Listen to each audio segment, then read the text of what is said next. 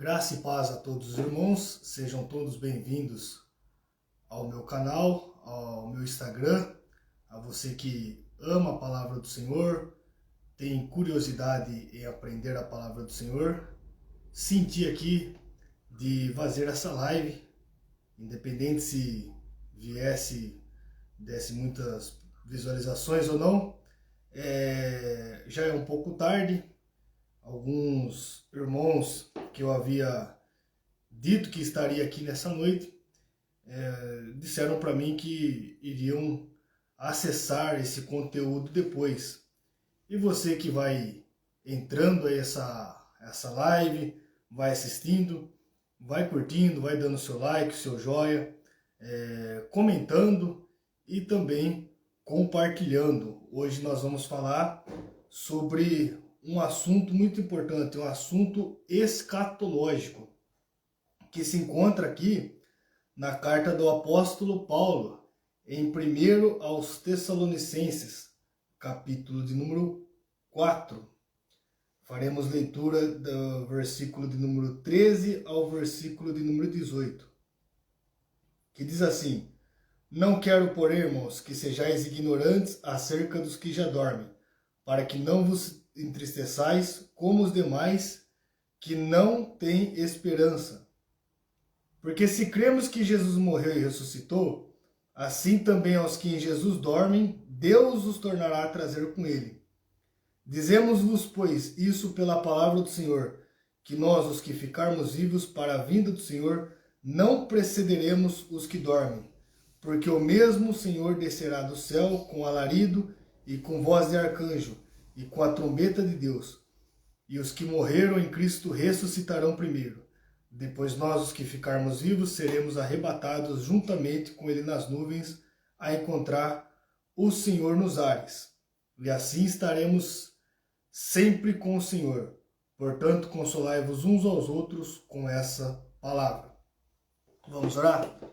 Senhor, nosso Deus e Pai, nós queremos te agradecer e te louvar nesta hora, Senhor, por nos conceder esta dádiva, este privilégio de anunciarmos, de falarmos a Tua palavra, Senhor. Nós pedimos que o Senhor fale conosco, nos ajude, Senhor, nos dê a revelação, a interpretação da Tua palavra, nos oriente através do Teu Espírito Santo, Senhor. Que se houver pedidos de oração, que o Senhor possa abençoar, possa curar. Nós cremos, ó Pai, na cura, na providência divina, Senhor. Portanto, pedimos que o Senhor fique conosco, Pai. Nós te pedimos e te rogamos no nome de Jesus. Amém e amém. A carta do apóstolo Paulo, Paulo ele escreveu várias cartas, né, no Novo Testamento, e elas estão divididas em cartas escatológicas, que é a carta de 1ª e 2ª aos Coríntios, e 1ª e 2ª aos Tessalonicenses, as cartas soteriológicas, onde que o apóstolo Paulo vai trabalhar a questão da salvação, soteriologia, que é a carta aos Romanos, 1ª e 2ª aos Coríntios, Gálatas também é uma carta soteriológica, as cartas da prisão, que é a carta aos Efésios, Filipenses, Colossenses e Filemão, e cartas pastorais, que é 1ª e 2ª Timóteo, e também a carta de Tito. Então, essa carta que nós estamos trabalhando aqui nessa noite, nesse momento, é uma carta escatológica. O que é escatológica? O que é escatologia? É uma doutrina, uma das doutrinas da teologia sistemática, dentre a soteriologia, angelologia, a eclesiologia.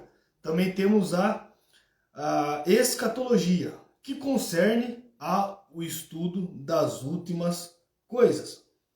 E por que é importante estudar escatologia? Porque o próprio apóstolo, inspirado pelo Espírito Santo, ele disse que se nós esperarmos de Cristo somente nessa vida, somos considerados os mais miseráveis de todos os homens.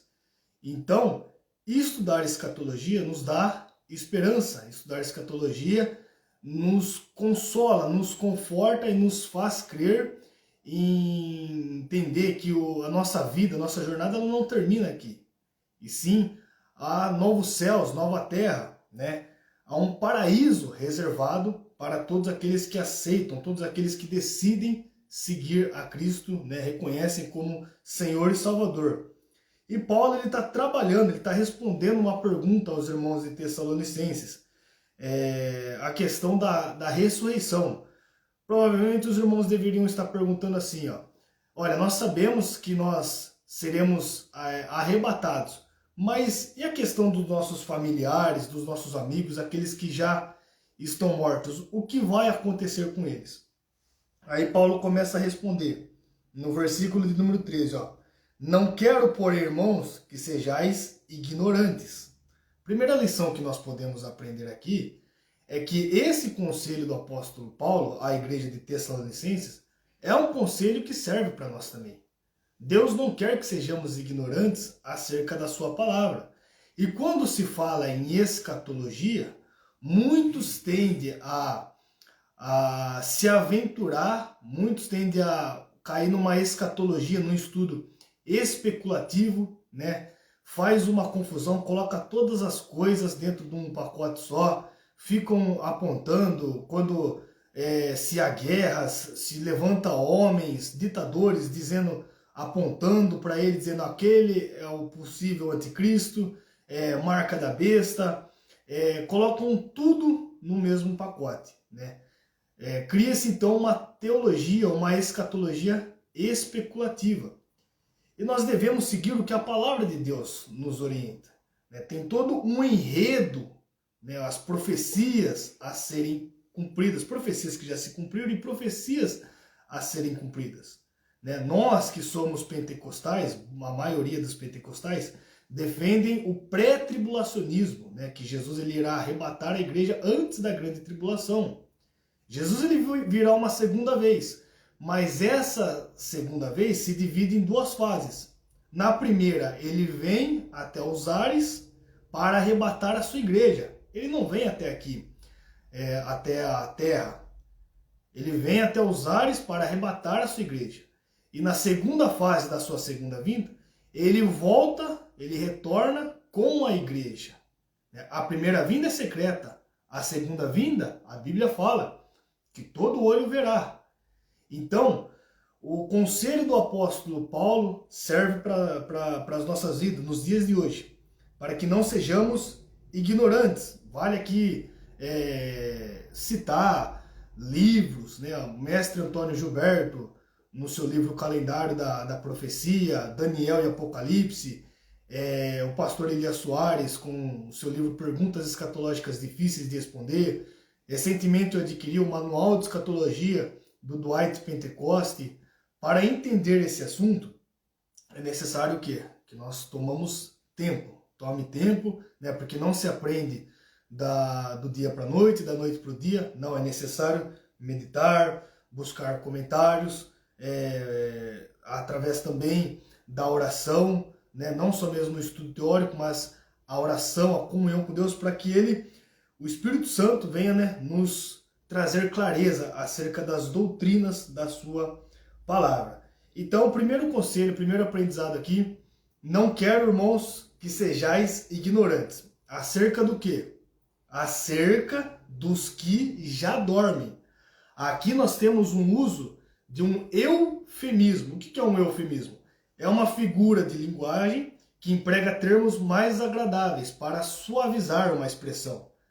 O que o apóstolo Paulo está dizendo aqui é referente às pessoas que já morreram.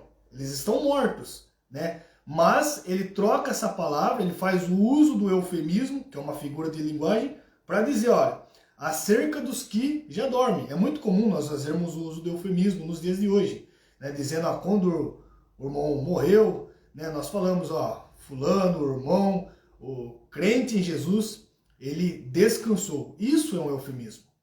O próprio Jesus ele fez uso do eufemismo lá no Evangelho de João, capítulo 11, onde ele foi ressuscitar Lázaro, e aí ele disse, Lázaro, ele dorme. Os discípulos não entenderam e falaram assim, Senhor, se ele dorme, está salvo. Eles achavam que era dormir do sono comum que as pessoas têm. Mas o próprio Jesus falou, primeiro ele disse, Lázaro dorme, e depois ele foi direto, Lázaro está morto. Primeiro ele disse, Lázaro dorme, não temas. Depois ele diz, Lázaro está morto. Então ele está fazendo um uso de um eufemismo, assim como o apóstolo Paulo. Não quero, porém, irmãos, que sejais ignorantes acerca dos que já dormem, para que não vos entristeçais com os demais que não têm esperança. Então, Paulo ele não queria que os irmãos de Tessalonicenses ficassem sem conhecimento a respeito da situação daqueles que já partiram. E aqui se inicia a escatologia, ou seja, o estado intermediário, que é quando a pessoa morre aguardando a ressurreição. Os ímpios, ou seja, aqueles que morreram sem Jesus, não aceitaram a Jesus, vão para o tormento eterno, né? Enquanto que os justos vão para o estado de gozo, né? O seio de Abraão, o terceiro céu, né? O paraíso, eles já desfrutam dessa alegria, eles já estão na presença de Deus, o quê? Aguardando a glorificação do corpo. E parece que os tessalonicenses eles não compreendiam isso. O que iria acontecer quando a pessoa morresse? Eles entenderiam assim, ó, nós vamos ser arrebatados, mas e os nossos amigos? E os nossos familiares? O que vai acontecer com eles? Será que eles vão ser arrebatados, mas somente depois? Então Paulo, ele começa a trabalhar essa questão e ele já nos dá a certeza de que existe um estado intermediário dos mortos.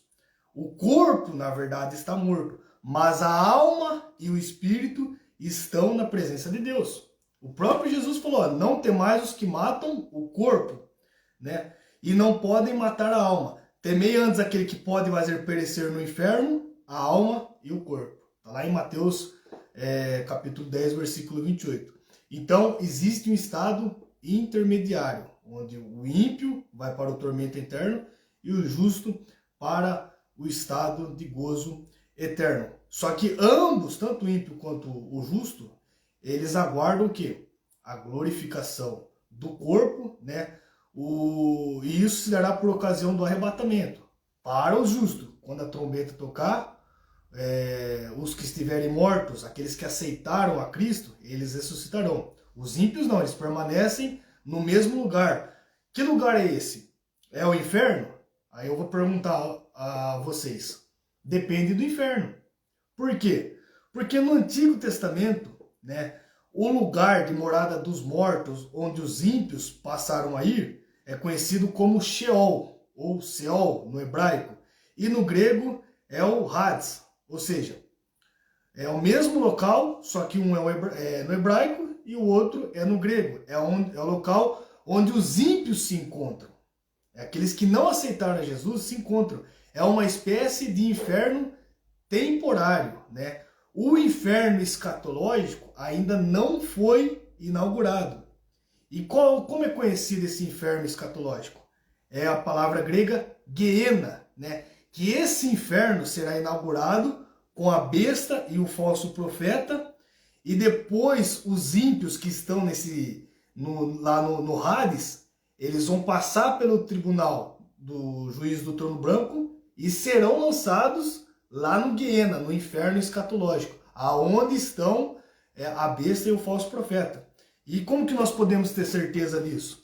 Porque a Bíblia responde lá no livro do Apocalipse, capítulo de número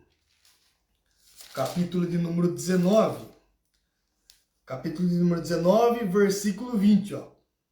E a besta foi presa, e com ela o falso profeta, que diante dela fizeram sinais com que enganou, e os que receberam o sinal da besta e adoraram a sua imagem.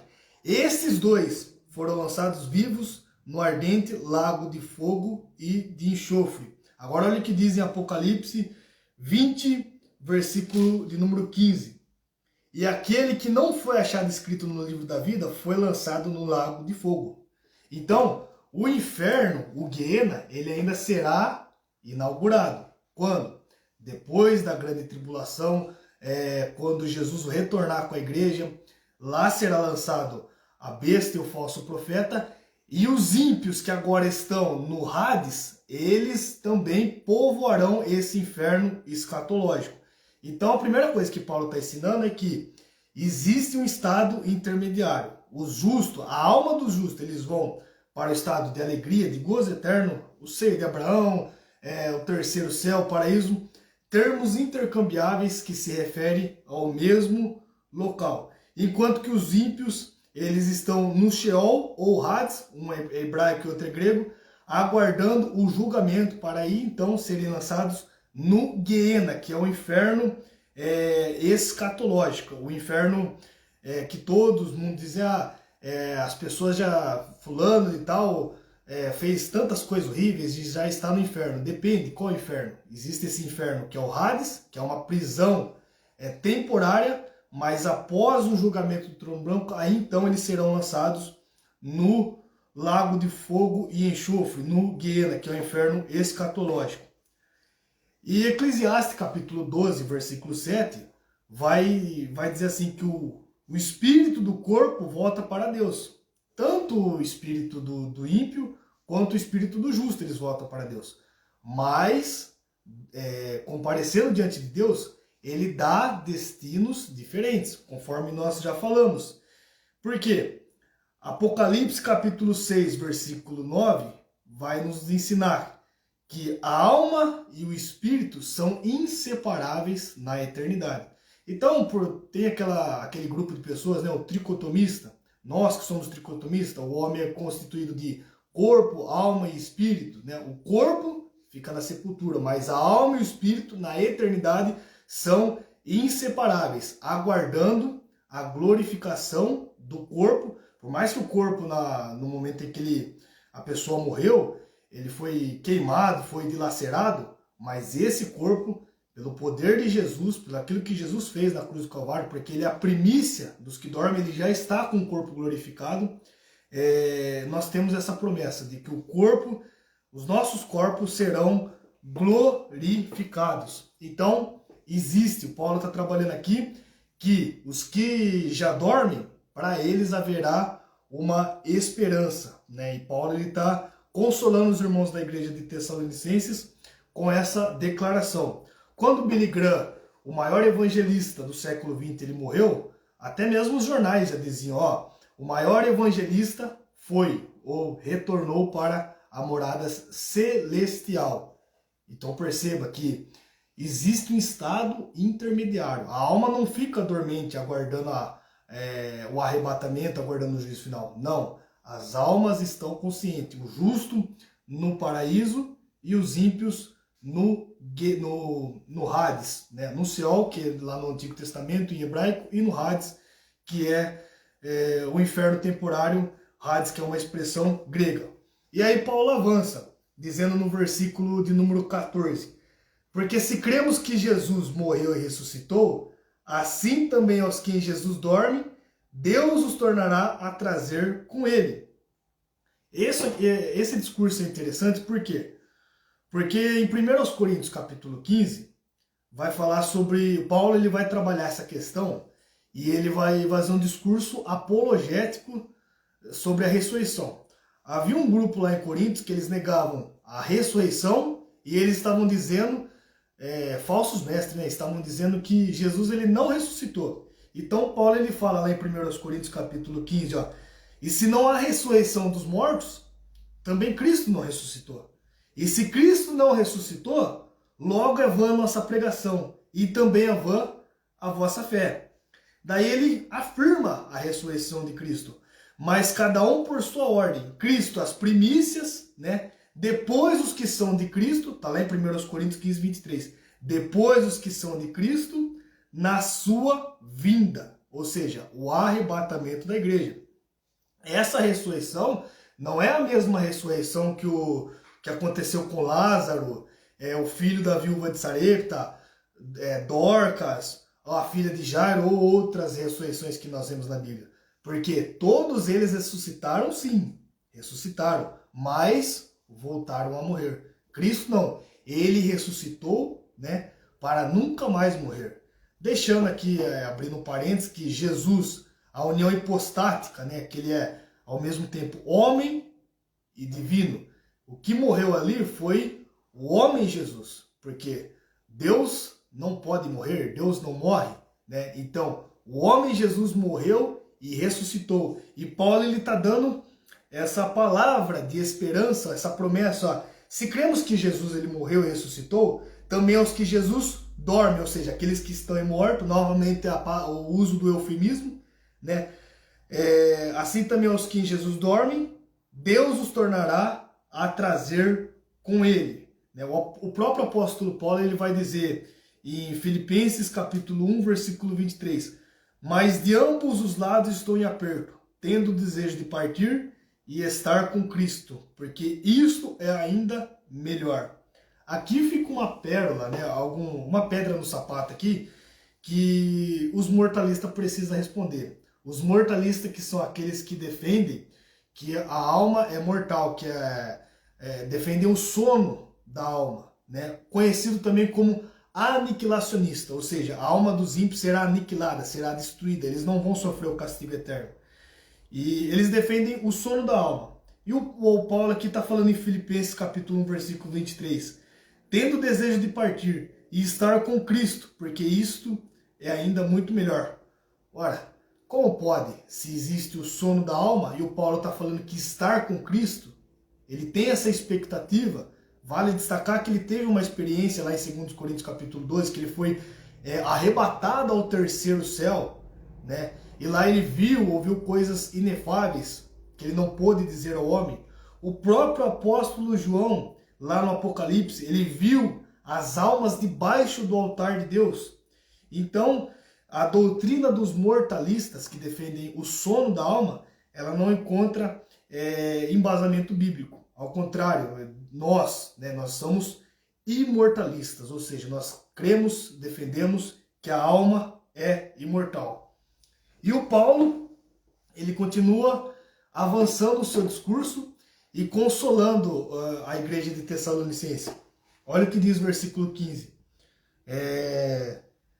Dizemos-vos, pois, isso pela palavra do Senhor, que nós, os que ficarmos vivos para a vinda do Senhor, não precederemos os que dormem. Então, o Paulo, além de assegurar que os que morreram em Cristo também iriam ressuscitar. E os que estiverem vivos, nós que ficarmos vivos, o Paulo está... Interessante que o que Paulo está dizendo já nos dá a entender que lá nos tempos dos apóstolos, eles já estavam aguardando, esperando, né, já estavam na expectativa do arrebatamento da igreja. Então o Paulo está dizendo assim, ó, que nós não vamos largar na frente dos que já morreram. Não, os que morreram em Cristo ressuscitarão primeiro. Então, aqui ocorrerá um duplo milagre. Por quê? Ressurreição dos mortos e transformação dos vivos. Nossos corpos serão transformados, serão glorificados. Olha o que diz em Romanos capítulo 8 e o versículo de número 23. Quero deixar aqui, os irmãos que estiverem assistindo e depois quiserem fazer as anotações, comentários, perguntas. Romanos 8, 23. E não só ela, mas nós mesmos, que também temos a primícias do Espírito, também gememos em nós mesmos, esperando a adoção, a saber, a redenção do corpo. Então, qual é um dos propósitos do arrebatamento? Glorificação do corpo, é o que o texto está dizendo aqui. Então, quando a trombeta tocar, ocorrerá um duplo milagre. A ressurreição dos mortos e a glorificação, transformação dos vivos. Olha o que diz em 1 Coríntios, capítulo 15, versículo 52. Num momento, no abrir e fechar de olho, ante a última trombeta, porque a trombeta soará e os mortos ressuscitarão como? Incorruptíveis, que é o que nós estamos falando. E nós seremos transformados. 1 Coríntios 15, 52. Então, Paulo está assegurando à igreja de Tessalonicenses que haverá um duplo milagre. E mais do que isso, olha o que Paulo vai dizer em Filipenses 3, 21. Que ele transformará o nosso corpo abatido para ser conforme o seu corpo glorioso, segundo o seu eficaz poder de sujeitar também a si todas as coisas. Ou seja, nós teremos os nossos corpos semelhantes ao de nosso Senhor e Salvador, Jesus Cristo. Por isso que Paulo, lá em 1 Coríntios capítulo 15, ele vai dizer que o nosso trabalho, para nós sermos constantes, abundantes na obra do Senhor, porque o nosso trabalho não é em vão. né? Está lá no capítulo 15, no seu discurso apologético em favor da ressurreição, o que ele está dizendo, olha, haverá recompensas, né? Não vai ser em vão. Um dia o nosso sofrimento irá terminar. Um dia nós deixaremos esse corpo que adoece, que se corrompe, que vai envelhecendo, e temos essa promessa de glorificação do corpo. E Paulo continua avançando, versículo de número 16. Porque o mesmo Senhor descerá do céu com alarido e com voz de arcanjo e com trombeta de Deus, e os que morreram em Cristo ressuscitarão primeiro. Olha só que interessante aqui, ó. Somente os crentes, somente aqueles que aceitaram a Jesus, ouvirão essa trombeta, né, para a nossa reunião com Cristo.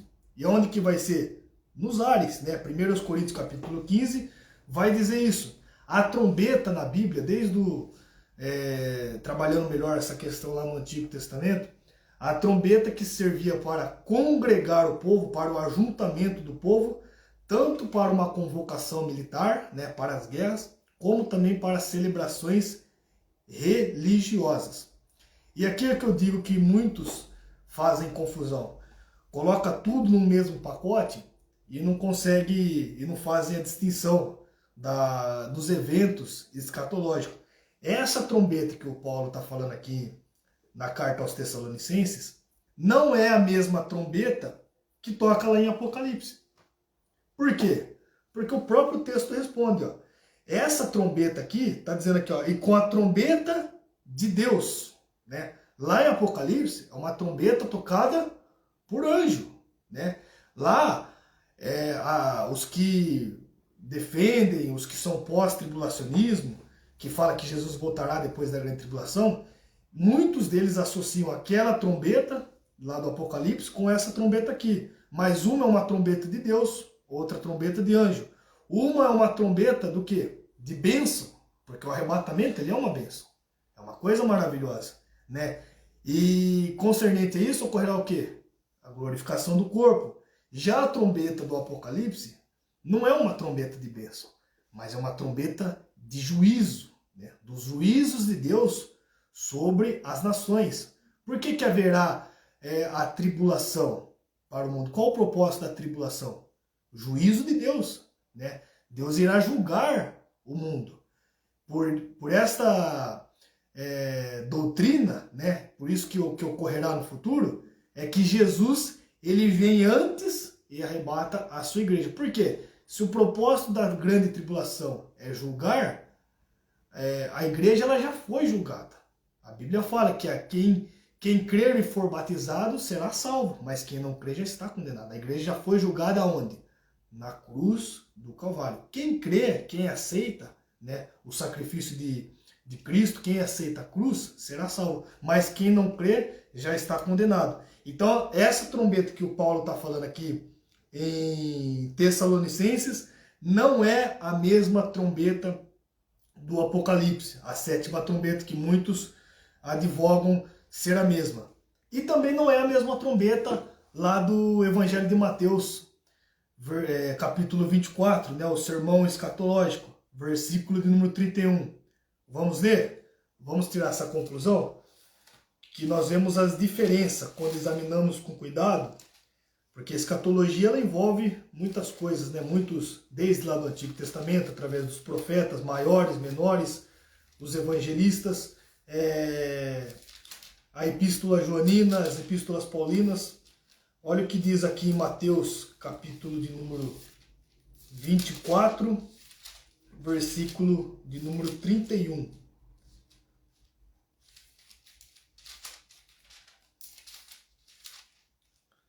E ele enviará os seus anjos com rijo e clamor de trombeta. Mais uma vez sendo mencionada a trombeta. Os quais ajuntarão os seus escolhidos desde os quatro ventos, de uma a outra extremidades dos céus. Então ele ajuntará os escolhidos, né?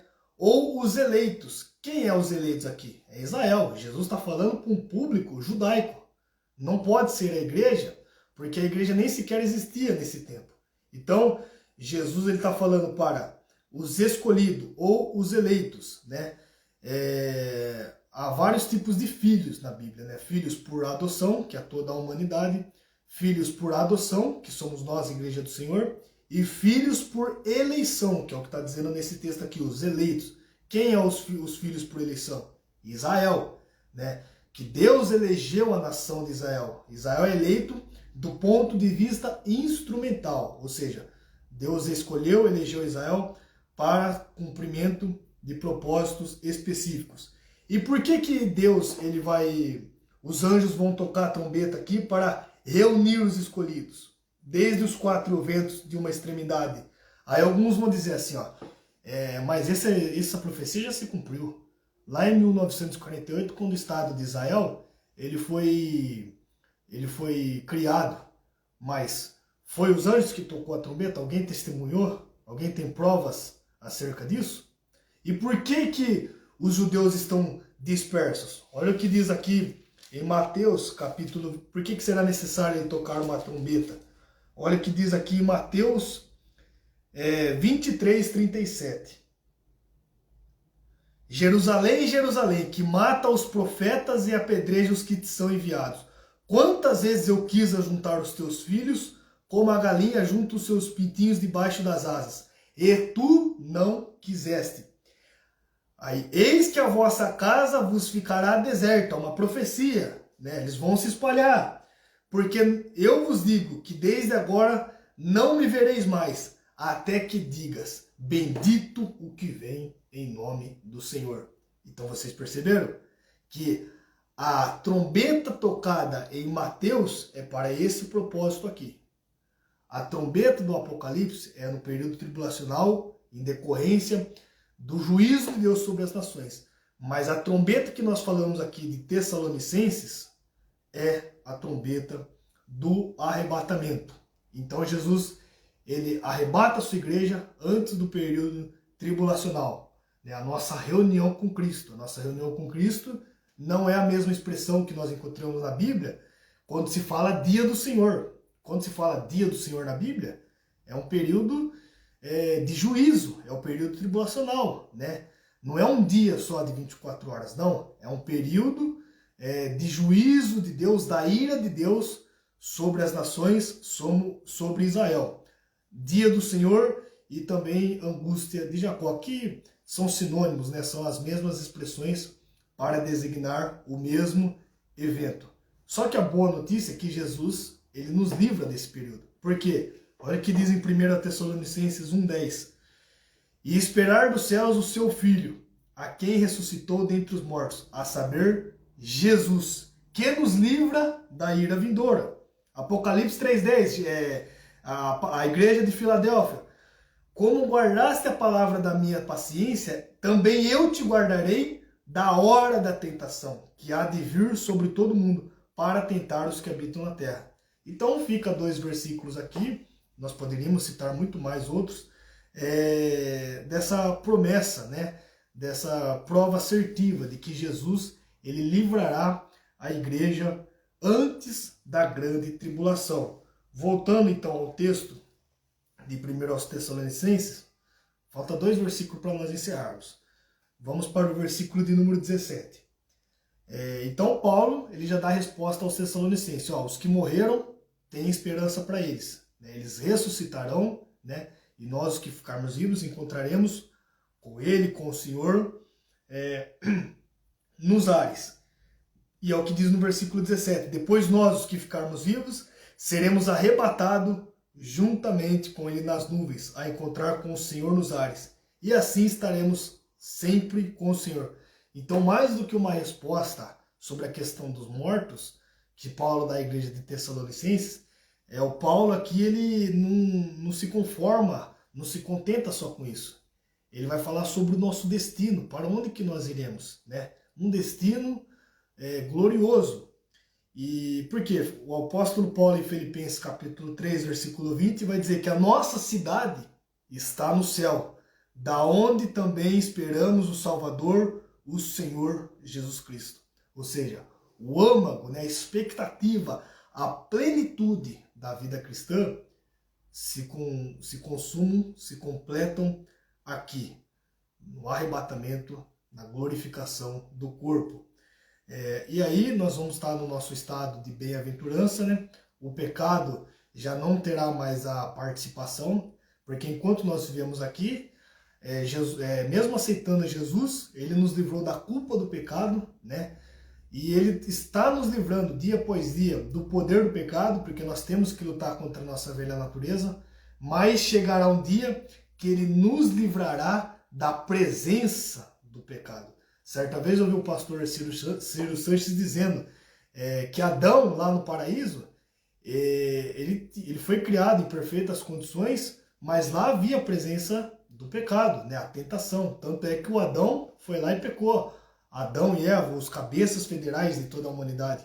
Mas nosso estado glorioso, lá no céu, depois do arrebatamento, não haverá isso aqui, não haverá nada sobre o pecado. Então, aqui se consuma a nossa expectativa, a plenitude, o âmago da vida cristã. E aí, o que vai acontecer lá no céu? Nós vamos ficar de braço cruzado? Alguns podem pensar, mas será que vai ser um tédio? Não, a Bíblia fala, dá muitos detalhes sobre a nossa vida, a nossa morada celestial. Enquanto que aqui no mundo ocorrerá os 7 anos de tribulação e grande tribulação, nós estaremos participando das bodas do Cordeiro, né?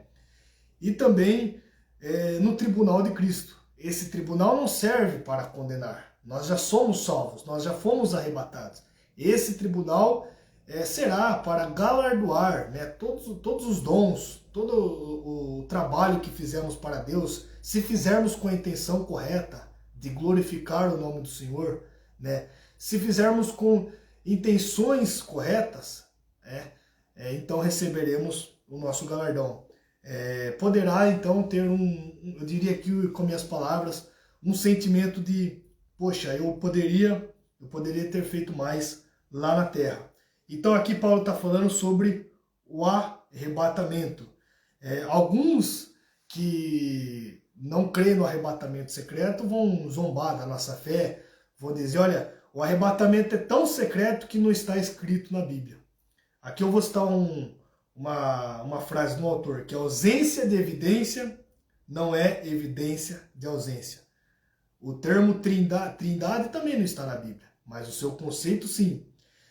O arrebatamento, que vem do grego o vocábulo, o harpazo, né, que é arrebatar, tomar, se apoderar, ele aparece 4 vezes no Novo Testamento. E no latim, ele significa raptar, tirar a força. Então nós vemos que arrebatamento propriamente escrito pode não estar na Bíblia, mas o vocábulo, o seu conceito, está muito bem explícito na Bíblia. Outras coisas que vão zombar da nossa fé, aqueles que falam que Jesus voltará depois da grande tribulação, vão dizer assim, mas vocês creem em arrebatamento secreto, o arrebatamento será tão secreto que nem o próprio Jesus falou dele? Olha o que diz em Hebreus capítulo 9, versículo 28, que o arrebatamento ele será secreto para o mundo e não para a igreja. É só você lá ler depois Hebreus 9, 28, que ele virá segunda vez aos que esperam salvação. Aí fica a pergunta, o mundo está esperando salvação? O mundo está aguardando o arrebatamento? Não. Então, o arrebatamento será secreto para o mundo e não para a igreja. O Enoque, ele foi tomado por Deus sem ser visto por ninguém. Elias foi arrebatado vivo para o céu e visto apenas por Eliseu.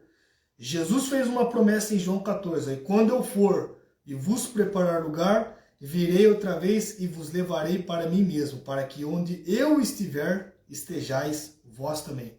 Então nós vemos aqui, além dessa promessa de Jesus em João 14, nós vemos tipologias, né, do arrebatamento dos santos, né, de pessoas salvas, tanto no Antigo Testamento, sendo tirado antes do juízo de Deus. Nós vemos lá a história, né, lá em Gênesis, do Noé, que Noé e sua família entrou na arca sem que ninguém percebesse. Então, isso são tipologias, né? O próprio Jesus comparou isso lá em Mateus 24, que será, né, como nos dias de Noé. Então nós vemos que há um conceito bíblico trabalhado, né, por nós crermos no arrebatamento pré-tribulacional.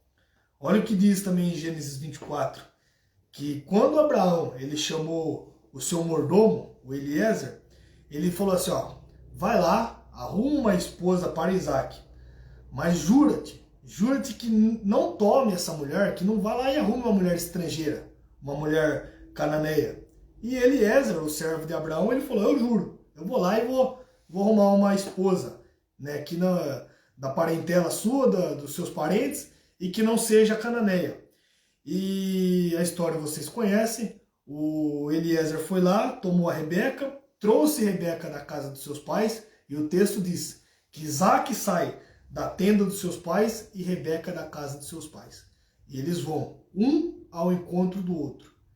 E ao invés do Isaac ir para a terra de Rebeca, ocorre o contrário. É a Rebeca que acompanha Isaac até a tenda de seus pais.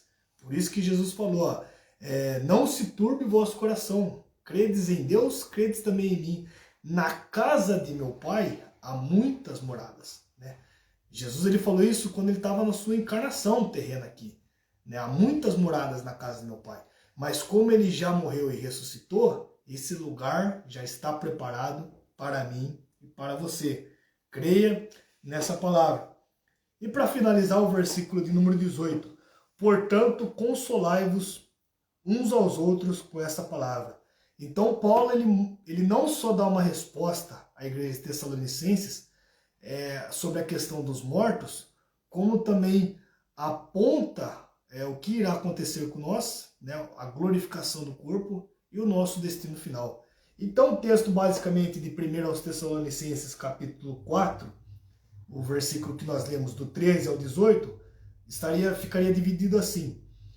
A questão dos mortos, a questão a respeito dos mortos, a ressurreição gloriosa, o arrebatamento da igreja, o destino da igreja e a consolação dos irmãos, que fechamos aqui com o versículo de número 18. Consolai-vos uns aos outros com essa palavra. Ou seja, a esperança, né, de que você possa encontrar, rever o seu amigo, o seu irmão, se ele foi um crente, se ele serviu a Jesus, a esperança que você possa encontrar ele novamente, na onde? Lá no céu. Eles não ficarão lançados no esquecimento, na sepultura, não. Os seus corpos serão transformados, serão glorificados. E Paulo, então, ele conclui esse discurso dizendo aos irmãos, ó, consolai-vos uns aos outros com essa palavra. A Bíblia fala em Romanos, capítulo 15, versículo 4. Porque tudo que dantes foi escrito para o nosso ensino foi escrito para que pela paciência e consolação das Escrituras tenhamos esperança. Então estudar escatologia não é para nos dar medo, né? É sim para causar um temor em nossas vidas, né?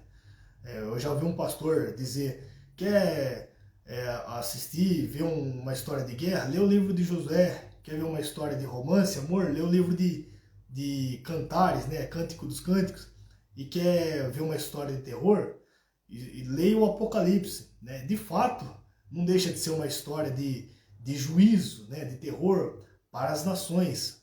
Mas nós vemos que tem como propósito o bem triunfando sobre o mal, né? A igreja irá reinar com Cristo, né? Porque depois do período tribulacional, Jesus volta, prende, amarra o diabo, institui o milênio literal aqui na terra, e nós seremos sacerdotes, né? Conforme profecias lá do próprio livro do Apocalipse. E então nós, ao estudar isso, nós vemos que isso nos traz consolação, esperança. Por isso que o apóstolo Paulo está dizendo, consolai-vos uns aos outros com essas palavras. Amém? Se você ficou com alguma dúvida, se você tem algum comentário a fazer, deixe então o seu comentário, faça uma pergunta, compartilha. De repente a sua dúvida possa ser a minha dúvida também, para que eu possa pesquisar mais, estudar mais sobre o assunto e juntos nós possamos crescer, né? O que o Pedro fala lá em sua epístola, né? Crescermos na graça e também no conhecimento, porque isso tem a edificar a nossa vida, o nosso crescimento espiritual. Amém? Vamos orar? Nosso Deus e nosso Pai, Pai de nosso Senhor e Salvador Jesus Cristo, nós queremos te agradecer, Senhor, pelos momentos que passamos aqui, Senhor. Pedimos que o Senhor nos ajude, ó Pai, que o Senhor nos dê a orientação segundo o poder do Teu Espírito, que o Senhor nos dê a revelação da Tua palavra, Senhor, que o Senhor nos ajude a sermos constantes e abundantes na Tua obra, Senhor. Abençoe todos os pedidos de oração, Senhor. Abençoe os irmãos que assistiram essa live, os irmãos que ainda irão assistir, que esse instrumento, ó Pai, essa ferramenta na internet possa servir, ó Pai, como um instrumento de bênção para todos, ó Pai, para que o Teu nome seja glorificado, Senhor. Assim é o que nós pedimos e te agradecemos, em nome de Jesus. Amém e amém. Deus abençoe a todos você, Deus abençoe a sua vida. Um forte abraço e até a próxima.